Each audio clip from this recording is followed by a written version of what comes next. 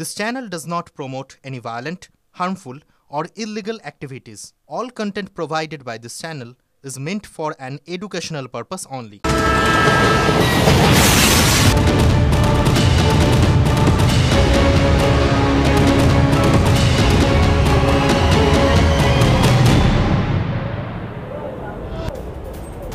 টিভি9 বাংলায় স্বাগত। আমি শর্মিষ্ঠা এই মুহূর্তে হাজির রয়েছে শিয়ালদা স্টেশন। আর এই উত্তরবঙ্গ এক্সপ্রেস আর কিছুক্ষণের মধ্যে ছাড়বে।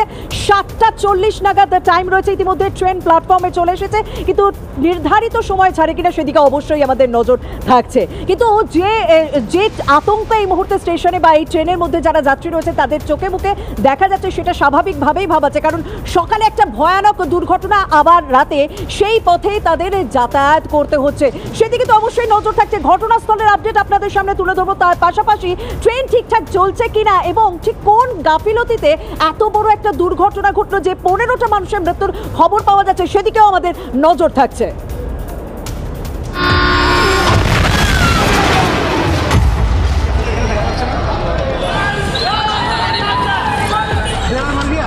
কাঞ্চনজঙ্ঘার কামরা ঝুলছে, প্রাণ রয়েছে কিনা উদ্ধার করার চেষ্টা হচ্ছে।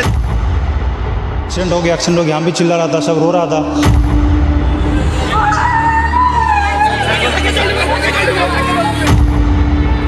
Rail have become totally parentless.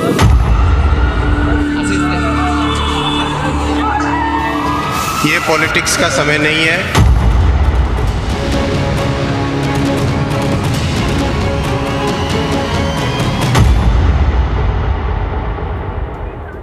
ঘড়ির কাঁটা সকাল 8টা পেরোলেই তারপরেই ভয়ানক ট্রেন দুর্ঘটনা।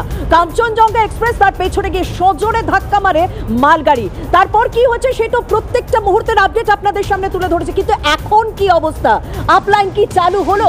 যে ধ্বংসাবশেষ ছিল সেই ধ্বংসকে সরিয়ে নিয়ে যাওয়া সম্ভব হয়েছে, কিন্তু এত বড় দুর্ঘটনা ঘটলো কেন? এর দায় কার উপর? সেই সমস্ত আপডেট আপনাদের সামনে যখন তুলে ধরছে, ঘটনাস্থল থেকে সরাসরি রয়েছেন আমাদের সহকর্মী প্রসেনজিৎ। এখন কি অবস্থা ঘটনাস্থলে? ধ্বংসস্তূপ সরানো গেছে? ট্রেন চলাচল কি স্বাভাবিক হলো আপে?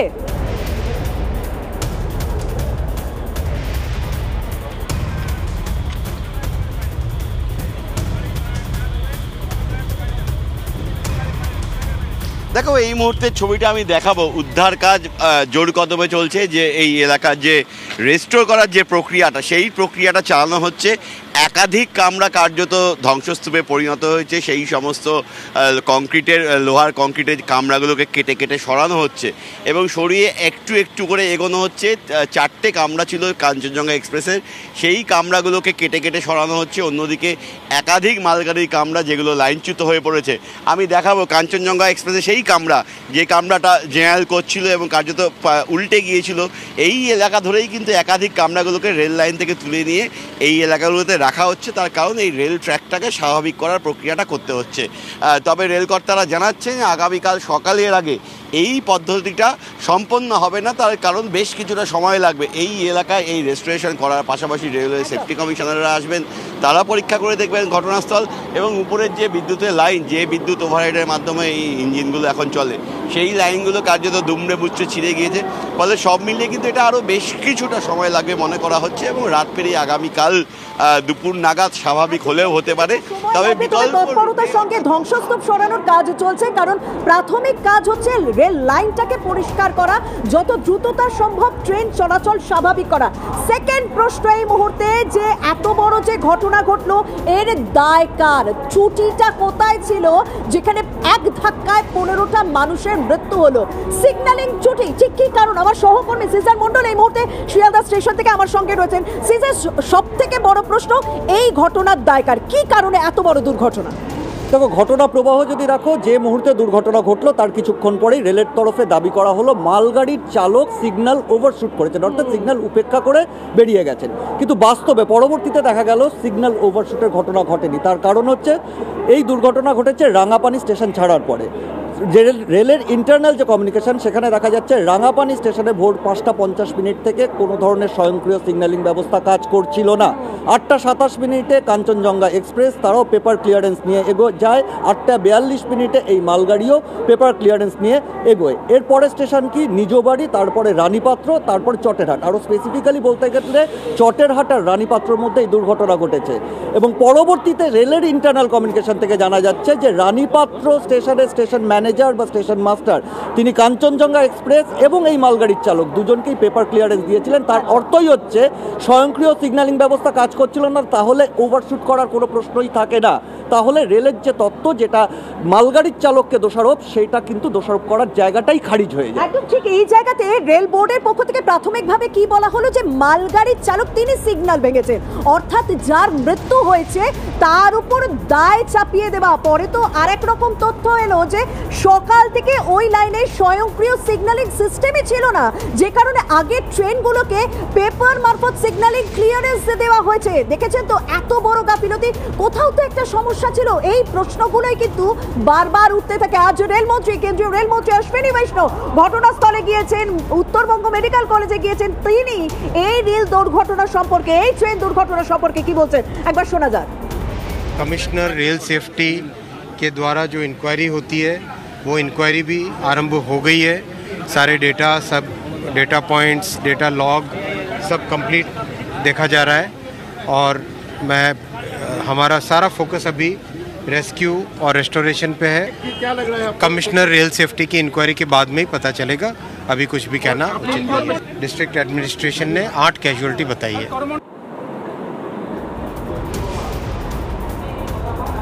রেল বোর্ডের পক্ষ থেকে যখন পরিষ্কার বলে দেওয়া হচ্ছে যে যিনি মারা গেছেন মালগাড়ির চালক, তার উপর দায় চাপিয়ে দেওয়া হচ্ছে, তখন রেলমন্ত্রী তিনি কিন্তু যথেষ্ট সতর্ক।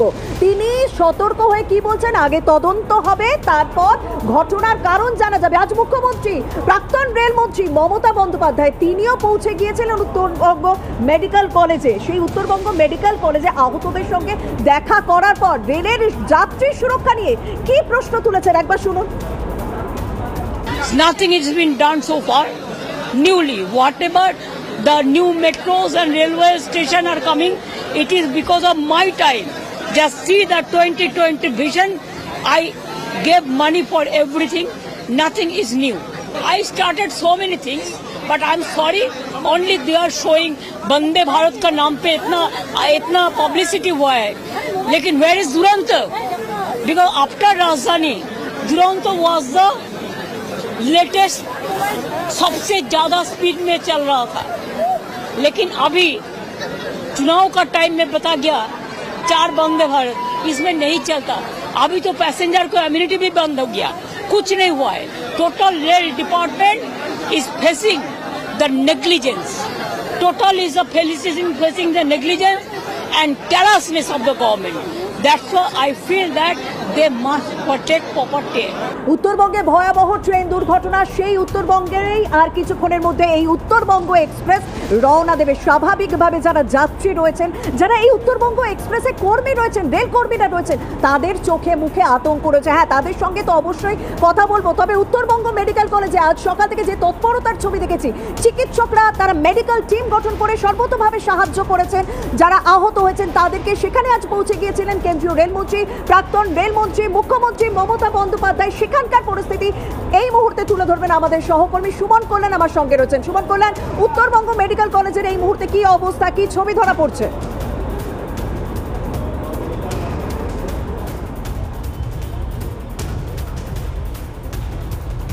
দেখো, মুখ্যমন্ত্রী এসেছিলেন, রেলমন্ত্রী এসেছিলেন, রাজ্যপাল গেলেন কিছুক্ষণ আগে। উত্তরবঙ্গ মেডিকেল কলেজেই কিন্তু প্রথম থেকেই যারা আহত হয়েছেন তাদেরকে এখানে নিয়ে আসা হয়েছে এবং একের পর এক যখন আহতের সংখ্যা বাড়ছিল তখন কোথাও যেন মনে হচ্ছিল যে রক্তের একটা সংকট হতে পারে। ফলে সেই রক্তের সংকট যাতে না হয়, এখানকার জুনিয়র ডাক্তাররা তারা নিজেরা রক্ত দিয়েছেন এবং সেই রক্তের ক্রাইসিস যাতে না হয় সেটা পূরণ করেছেন প্রাথমিকভাবে। পরবর্তীতে একের পর এক ডেড বডি এখানে এসেছে যারা মারা গেছেন এবং একের পর এক যারা আহত তারা এসেছেন। উত্তরবঙ্গ উন্নয়ন মন্ত্রী এসেছেন, প্রত্যেকের সঙ্গে আমরা কথা বলেছি। তারা এক একটাই কথা বলছেন যে চিকিৎসা চলছে, যতটা সম্ভব তাদের পক্ষে দেওয়া যায় সবটা তারা চেষ্টা করছেন এবং মোটের ওপরে সকলেই কিন্তু আশাবাদী যে এখানের যে সিস্টেম কাজ করছে অন্যান্য সময় এই উত্তরবঙ্গে তাদের দিক থেকে চেষ্টা চালিয়ে যাচ্ছেন যাতে কারোর কোনো রকম অসুবিধা না হয়। উত্তরবঙ্গ মেডিকেল কলেজের ছবিটা তো আপনাদের সামনে তুলে ধরলাম, কিন্তু গত বছর জুন মাসে মনে আছে ঠিক এই ধরনের একটা ভয়ানক রেল দুর্ঘটনার সাক্ষী ছিলাম আমরা।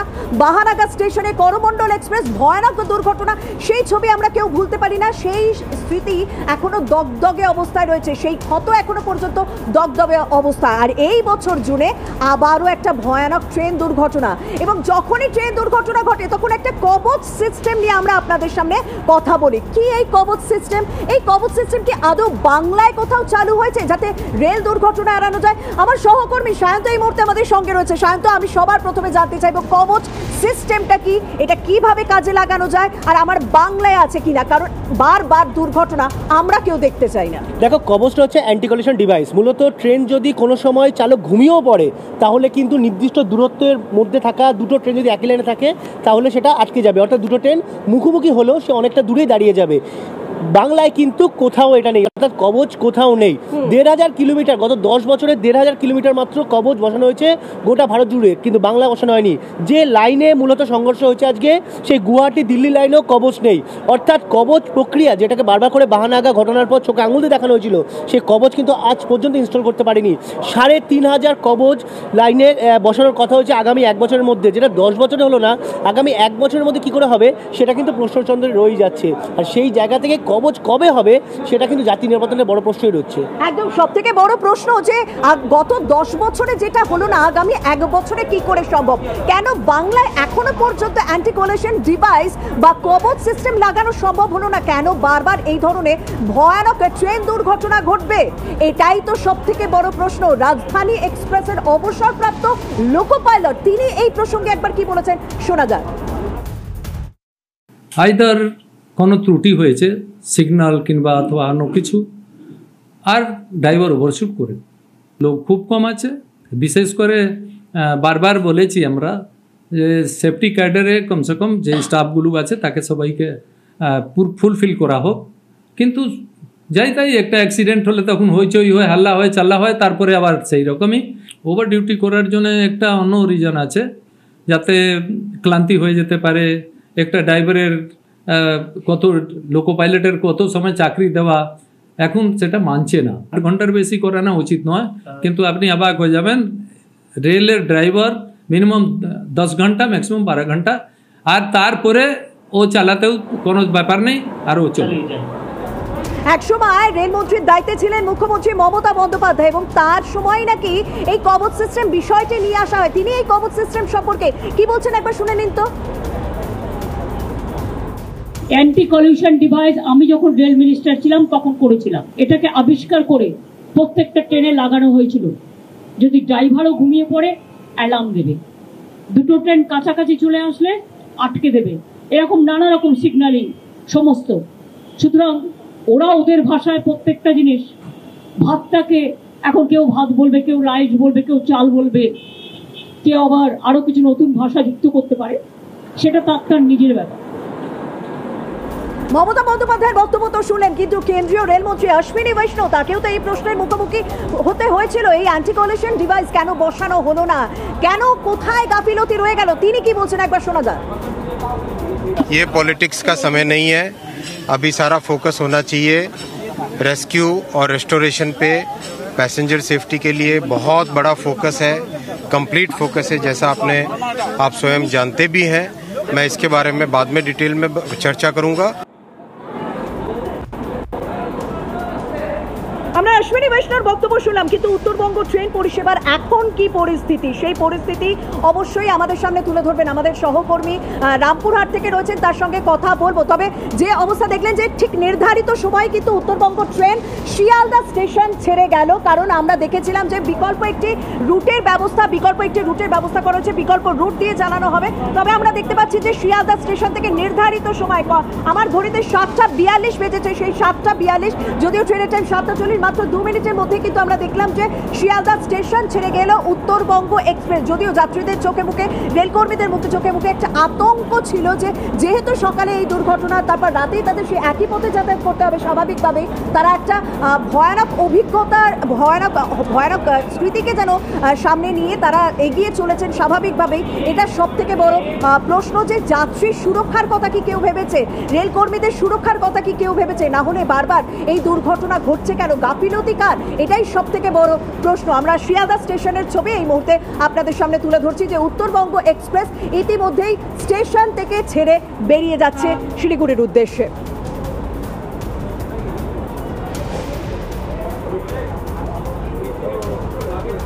আমরা উত্তরবঙ্গ এক্সপ্রেসে বেরিয়ে যাওয়ার ছবি দেখলাম, কিন্তু সব থেকে বড় প্রশ্ন যে কেন এই ঘটনাটা ঘটলো। আজ সকাল থেকে আমরা কি দেখলাম, সকালবেলা দেখলাম কাঞ্চনজঙ্ঘা এক্সপ্রেস শিলিগুড়ি থেকে শিয়ালদার উদ্দেশ্যে আসছিল। ঠিক সেই সময় একটি মালগাড়ি গিয়ে পিছনে সজোরে ধাক্কা মারে কাঞ্চনজঙ্ঘা এক্সপ্রেসে।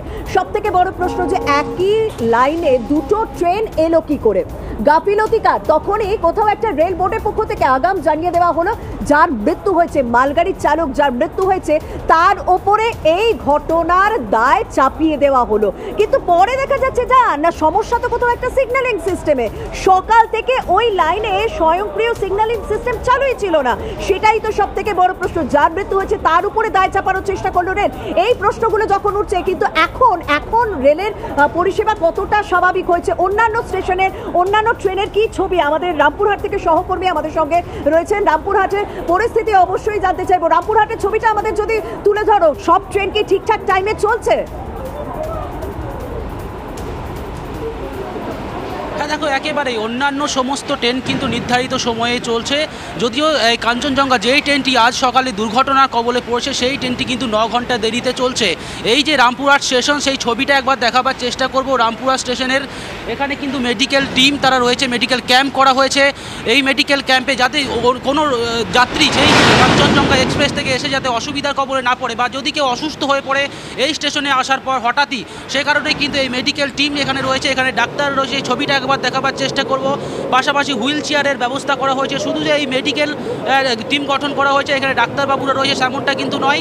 পাশাপাশি আরো একটা ছবি দেখা হচ্ছে, স্টেশনে বিশেষ ব্যবস্থা নেওয়া হচ্ছে। আমরা সকাল থেকেই দেখলাম শিয়ালদা স্টেশনে এনকোয়ারি ডিপার্টমেন্ট খোলা হয়েছে, যাতে যারা উদ্বেগে রয়েছেন, আত্মীয় স্বজন রয়েছে, তারা এসে খোঁজ খবর নিতে পারেন, এবং সেরকম একই ব্যবস্থা বিভিন্ন স্টেশনে করা হয়েছে।